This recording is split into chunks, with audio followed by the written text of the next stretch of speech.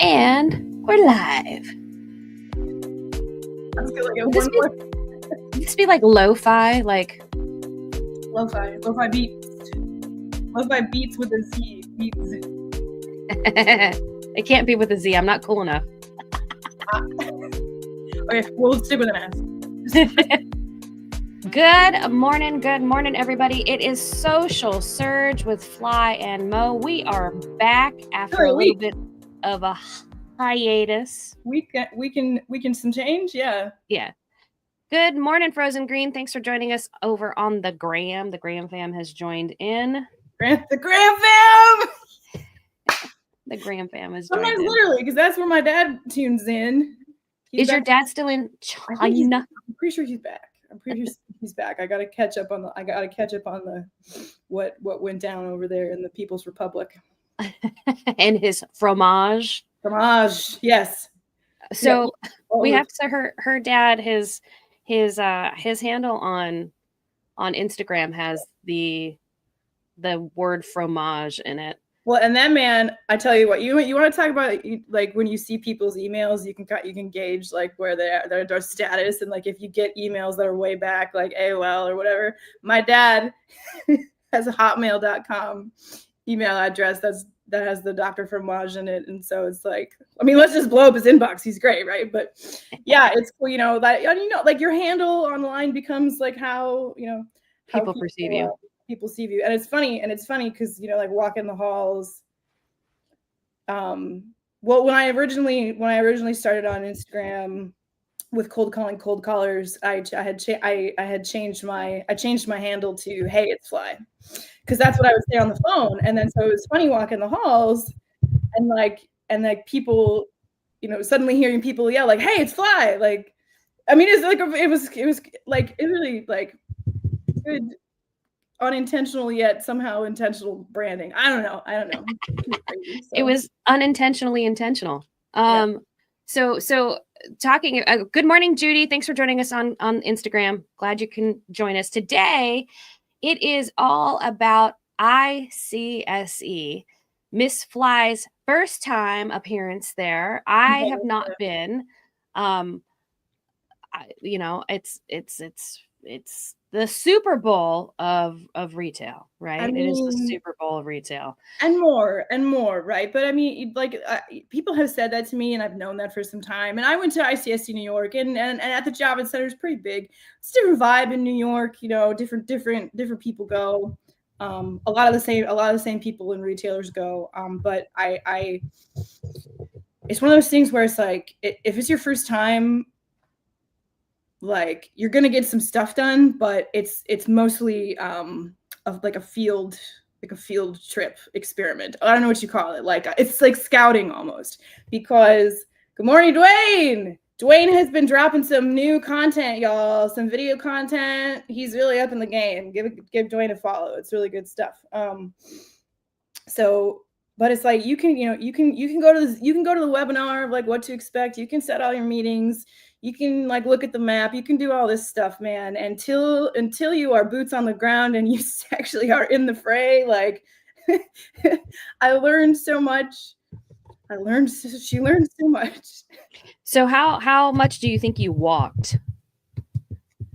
I ripped 25K steps on Tuesday. No, on Monday. How were your legs feeling? And then my watch. Oh, I was actually fine. Because I wore fluffy shoes. I got it right here. Boom! Look at that. Okay, so now, so I have to go back. So good morning, Baruch and Brooklyn. Thanks for joining us on the Gram. I have to talk about your shoes and the branding for them first. Well, but let me go back. So Beth has talked about when she would show up. Everybody knows Beth is the lady in red, right? You see red, you're like, okay, Beth is around here somewhere, right? So let's get social. She had this like leather, like motorcycle jacket that was red with a red zipper, and I was just like, oh, so good. I love it. So she talked about like when they would first go to events, nobody really knew them, and so they would wear bright colors. And that's how people got to know, like when I believe when she worked for Terra Nova. down in Florida. That's how people got to know who they were, because she would wear these bright colors. And it wasn't just her, it was her entire team. And that is so, like, from just a marketing perspective, that's so brilliant. So when I saw the shoes, right? So you're gonna have to talk about the shoes. One, when I saw the shoes, I was like, boom, like just right out of Beth Azor's playbook. It was, it was awesome. I was just like, oh, that is so smart. And I wouldn't be surprised. So here's another thing. I did notice that a lot of people were wearing like their Nikes. Which I thought was hilarious, because I almost feel like Mr. Bob Knackle has started a trend with wearing his like. Oh, absolutely. And can we just talk about, so Bob was there. So Bob was there for his Knackle networking event, which was fun. I caught the tail end of that, and I had seen him earlier in the day, and then I saw him later in the evening. 3 outfit changes. 3 outfits at least that I saw that were documented, right? And I was like, man, like fashion. Why you thought, because for the CREI Best Dressed, they're watching all year round. It's not just a con. And so I'm like, no wonder Bob is a champion in that. Because I can guarantee you, I will never make a Best Dressed. Come on, it's good to have goals. Come on. No, I mean, like if I get applauded for my shoes, like I figure that's going to be my thing, is like sparkles. Like you can just, right? Hector was like, he was like, maybe glitter, glitter girl. And I'm like, no, I want bedazzle me to death. Dazzle. I want him on my forehead. All right. I would fit in Vegas. Right. I would fit in Vegas. But yeah, no. So it's like, we have, so I'm the head of marketing at 1031 Specialists, and we have a very solid, prominent branding color scheme, right? Right. Gold, right? Yellow, gold, right? Bright, and black and white, like simple, recognizable, right? And I've been with the company about 5 months now. We decided maybe with about a month in advance that we were gonna pull the trigger, and it's not enough time. It's really not enough time. And I gotta hand it to my team. They really stepped up and stepped out and made the best of the planning that we had in advance. But as soon as we pulled the trigger, I was like, okay, what can we do, right? Because we didn't have a booth. We were going to try to make meetings. We're like, a lot of people know who we are. We're a relatively new company. If you look at the other companies that are in the space, and I was like, what can we do to stand out? And also, like, what can we do also to celebrate our team a little bit? So I have for some time been following Caleb Williams of Discomfort. This cat, man, 50K plus something followers on Instagram, does custom shoes for whatever, right? But does a lot of corporate branding and gifts and things like that. And so I reached out to him, and I explained the situation, and I was like, can you make 6 pairs of custom Air Jordans for us in like 3 weeks and ship them to Vegas? And he was like, bet. So you're the brainchild behind the shoes. Yeah, and like yes, and John, my managing partner, had wanted them for some time. He was super excited, and so Caleb and I went back and forth in the design process a little bit. We landed on something that we liked, and that would still give us enough time to get them in production and shipped. And so we've got the logo on the front, on the toe. We've got the full logo on the back. The very cool like faux. It's like the optical illusion a little bit of like, it looks kind of a little bit like a cartoon rendering. Yes. Just with the So, and massively comfortable, insanely comfortable, because and I have to give credit to Corey Zelnick, who just hammers home in me. He's like, Fly, you got to wear sensible shoes. I haven't in the past. Like the first time I went to New York for Knackle Map Room opening, and then when I went to ICSC, he's just like, Fly, when are you going to learn? And I saw Corey at ICSC, so it was great to see a friend. So, but look. So, and a lot of the team also like was repping the gold in other parts of their wardrobe, right? In subtle ways, in tasteful ways. And love this. Step up and stand out. Says, step up to stand out. Yes, the Money Penny Collective mantra. I love that, man. Moneypenny, you got a lot going on, girl. But like, what was great about it, amazing conversation starter. Not just to learn about the company. Obviously, the company is represented there, but just the fact that like they're kind of sick, right? And so walking the hall. I mean, it's crazy. Walking the hall, I was with Mike the whole day. We filmed a bunch of content. People would, go by us, just like passing by, and it was like eye catching, very eye catching, like double takes, having looked. The type A personalities were like, yo, cool shoes, right? And it was great also too to have like a lot of conversations with people then about like where I got them, and like to celebrate Caleb a little bit because he's doing some really cool What stuff. What is his handle? Caleb Williams. We'll have to drop it in the chat, but his company. I love it. Discomfort without the vowels. So DSC. Really? FRT. Yep. Spelling. Right. So, it's shout 5 out to that guy. We're going to be ordering a lot more. But again, like, so that was a really big win for us, right? Right. Something memorable. And it was an investment, but like visibility has a price. Visibility has a price, and we didn't have a booth, and we were all over the place, and there were 6 of us. Do you think it was probably better for you guys not to? Is it Discomfort Shoes or just Discomfort on IG? I have to look. Okay, I'm just going to put his name and I'm dropping it in the chat on IG. Yeah. Do you think that was actually probably a better move on your part so you weren't stuck in one spot, considering you have a smaller team? Yeah. So one thing I'll say is that so I stayed at a hotel that was like basically, almost actually attached to the convention center. I stayed in Westgate. That has there's a skywalk to Westgate from North Hall. It's still a hike. But when you're dealing with cab lines and just like all this kind of stuff, right? So at one point I literally ran back to my hotel room because I decided that it was more important to try to get a video out of an interview that I had done with Crexy. Yep. It was more important for me to get that video out immediately at conference than like just whatever. So I ran back. And so one of the benefits for me that I would see, that the reason I would want to have a booth, even if it's no shade on this, but even if it's one of the smaller booths in the very back of the South Hall, is just to have a home base on site. Because, got you. I saw some tweets go on like during the day where some guy was like, I've been in the hall for 17 hours. And it's real, right?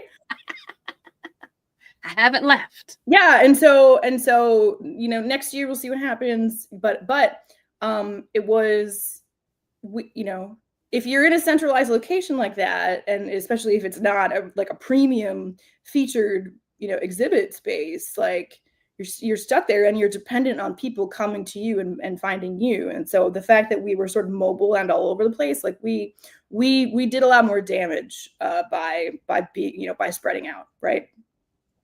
That's awesome. Yeah. So it was great.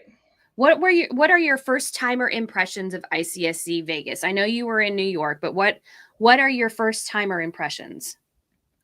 I mean, I'm sort of speechless at some of it.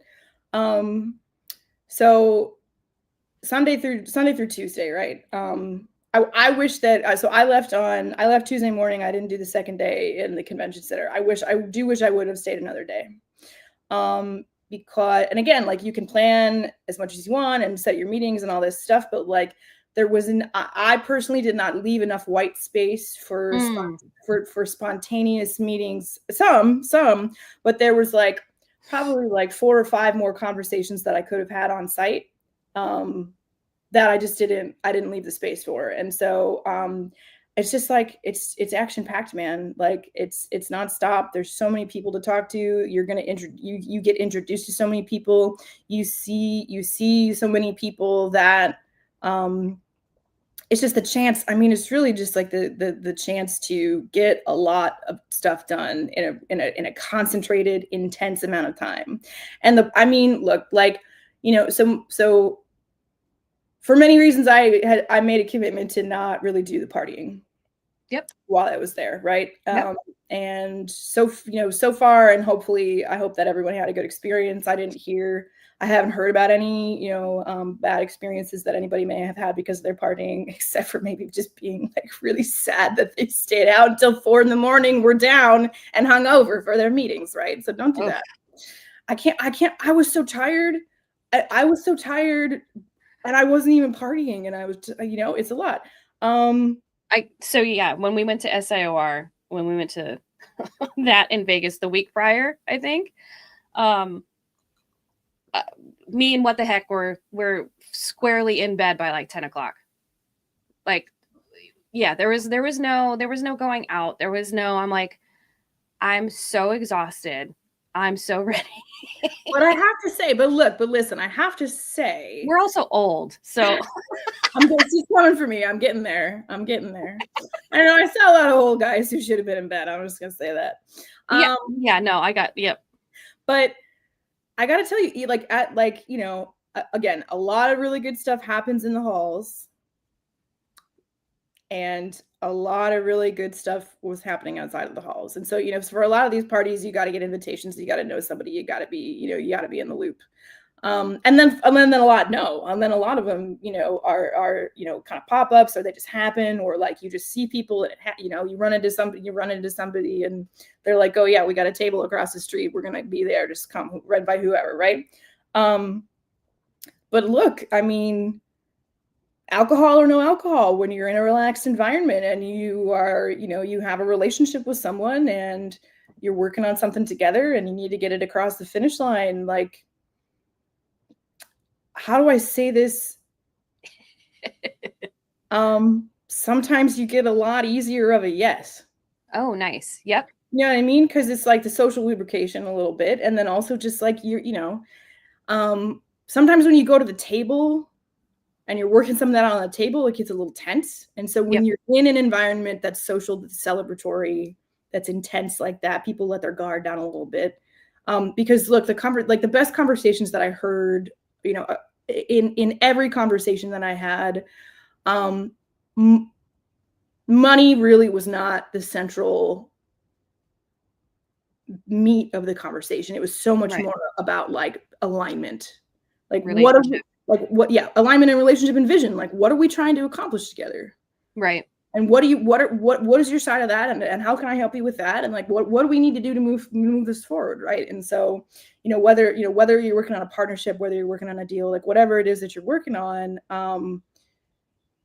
being there in person, you can accomplish so much because it's just like, you're just coming together. I don't know. I'm not quite sure how to describe it.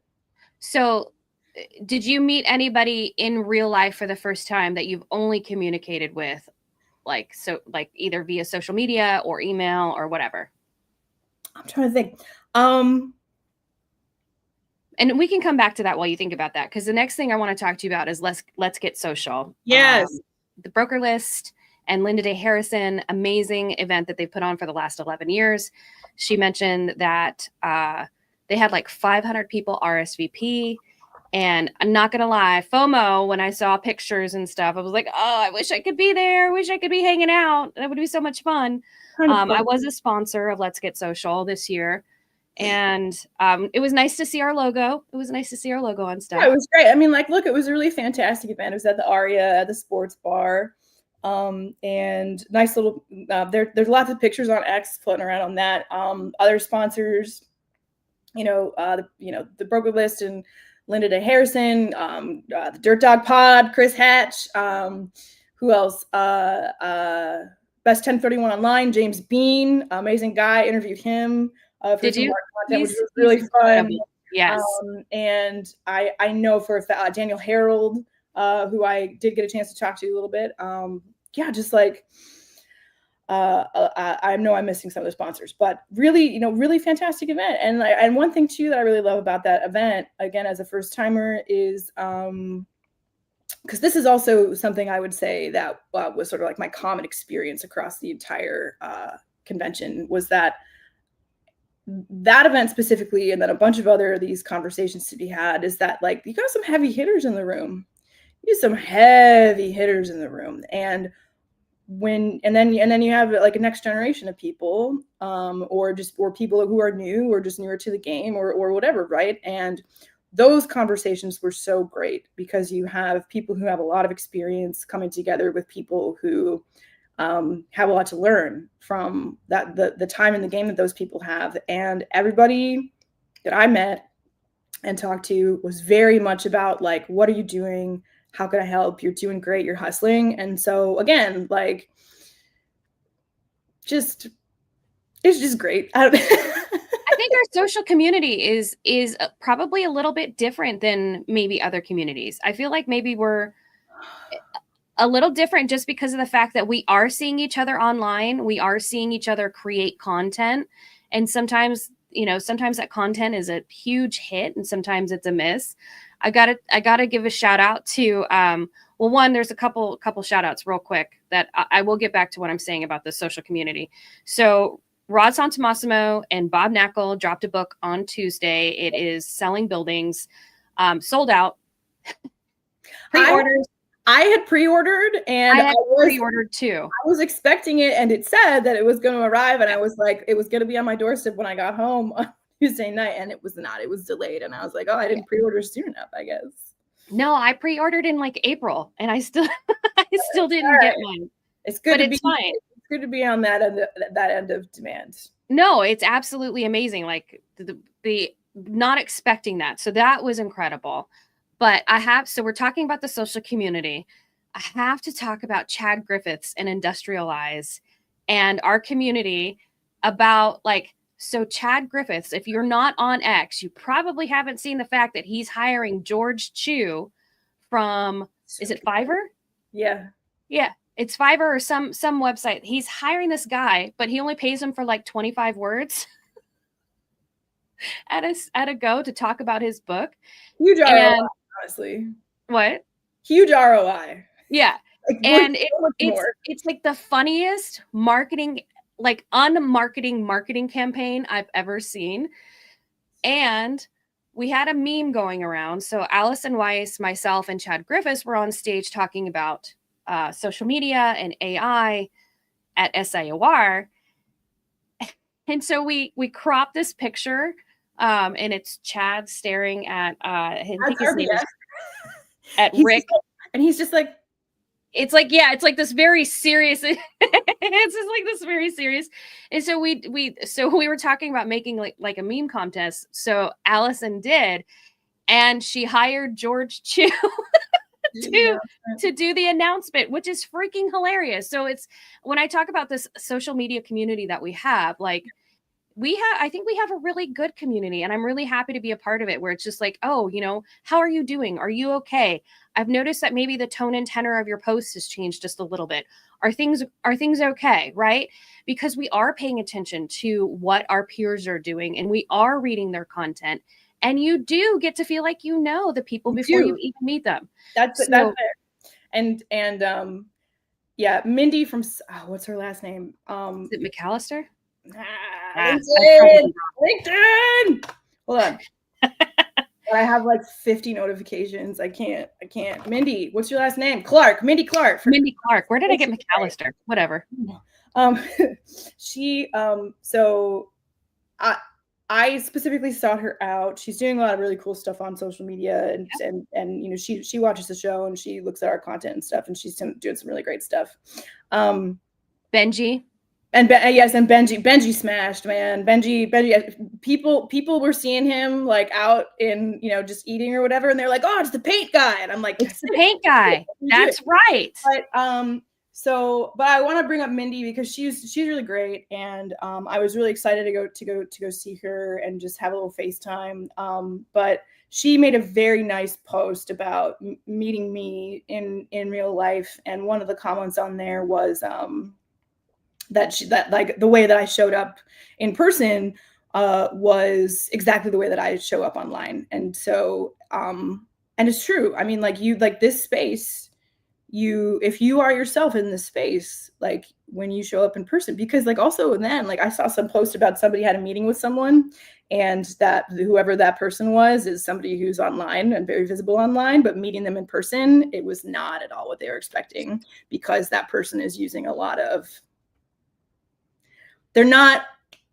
they're more focused on the presentation as opposed to being themselves, right? And so it's interesting. But yes, so one other interesting thing about the fact of, like, the visibility, right, is that, like, again, like, I met a lot of people who are lurkers. I met a lot of people who are on here. And so we have said multiple times before that, Justin, we have said multiple times before that one of the reasons that LinkedIn is so powerful at this point is that there's a fraction, very small fraction of people who are posting content as opposed to people who are consuming it, right? And so what's interesting is sort of a sample of LinkedIn in real life is that I would say same thing about the people who were at the convention. Maybe only about 10 to 12% of the people who were there, actually much, much less. You know, Shakespeare, I will. Bars soon. An extremely small fraction of the people who are at convention are people who are active on social. Right. And those people, like, I heard people in the hallway, my friend Casey Calhoun, who was one of the ICSC creators in New York and still is doing a lot of really, really interesting stuff on social media. He did a social media session for the students with Chloe Cypers and Ray Kang. I can't remember. I can't remember. Anyway, but so I was walking in the hallway in Wynn on Sunday, and some random, I texted Casey because I was like, some random person was just talking about you. Like, I'm hearing your name get dropped in the hallway, right? And once again, if you start posting online, like, you're gonna be known and you're gonna be seen, and people are gonna come up to you. Like, I was with Mike Auerbach like the whole day, and like people are just like, it's Mike. I follow you on LinkedIn, right? And so when you do that, it cuts out all of the need to be like, who are you? What do you do? Where are you from? Why are you here? Like, all of that work is already done, and you can start the conversation like miles ahead of where you were if you were just like, oh, I have a name tag and I don't know, and here's my card and all this stuff, right? And there's still a little bit of that because there are a lot of people who are not online. But here's the other thing that I gotta say, because I saw somebody make a comment that, like, everybody becomes a content creator when they're at ICSC and then they stop. Yeah, I saw that comment too. Yep. The rest of the year, right? And once again, like, look at the power of presence, right? Because not only do you have people who are at convention who are looking at the updates, and seeing who else is there, right? Like, if you're, and that, you know, again, like, it's actually very hard, even as a professional, it's actually very hard to post content while you're there because you're wanting to be present with people and things like that, right? Yep. But again, like, if you put yourself out there, people will know. And like, a lot of my impromptu meetings were like, oh, I saw that you're here. Can we talk? Right? And I have a lot of follow-ups I got to do, but you know, so again, and we talk a lot about documenting presence, and so, but also ICSC is one of those things for everybody who is not there is watching too. Yep. Everybody who is not there is looking at that, right? So you have a built-in captive audience of people who are searching for that content. Here's what I want to say about the comment of like, everybody becomes a content creator and then they stop. So Mike and I did interviews with a ton of people, but a lot of our partners, right? And partners who do not, some do, partners who do not have a social media presence. And it was, you know, it was kind of a big ask because I was like, hey, we're doing little interviews. We're doing on video. Do you want to do it? And like the flash of hesitation in people's eyes. Were like, yes. I don't know. The look of fear. Yeah. But I have to tell you, and I was very vocal with the people too, like when we were filming and afterwards, I was like, this was great. Right. This was good. And so people are, you know, people have a lot of hesitation and objection to showing up in that way. Right. And it's scary. I get it. I cried the first time I did a Facebook Live. I cannot remember that any more vividly. But one of the benefits of the way that we did it was like, if they got nervous, I was like, you're just talking to Mike. You're just talking to Mike. You know Mike. Or it's like, you're just on a cold call. Like, it's like, and I understand that when this thing is in your face, like, it just changes everything. But like, having the support of someone to help you take the leap, like 10, 15 people took the leap and they all smashed and they're all going to get a great little piece out of it. And like, there is nothing more exciting to me than, and like, look, if you want to hear my other thoughts and opinions about the event, you can go to my ex. Yes. But I'm just going to leave it there. Epic ramble by that. It wasn't a ramble. Epic post. Like, look, everybody in this business has an agenda. Some are good, some are bad. But like, my only agenda in this business is to help people feel great about themselves and make more money by posting on social media. That's it. 100%. Right. That's it. And my ulterior motive in that agenda is that I just want more content. Yep. I just want more content. I scroll on LinkedIn and I'm seeing posts from 3 weeks ago because there's no new content. Right. And so I really truly, like, every single person who watches this, who's out there, who lurks, whatever, like, you have a story, you have an experience, and like, there is a connection to be made. There is business to be won. There is so much waiting for you if you can take that leap. And so it's all about market presence and how are you utilizing what you have in front of you. And for the most part, social media is free. You can learn how to create content. You can learn how to tell stories. You can learn how to market yourself as an authority in what you do, but you have to start, right? If you look at everything that Fly and I do, that's exactly what we're doing. We're establishing ourselves as market authority and what we're talking about. I think you're established.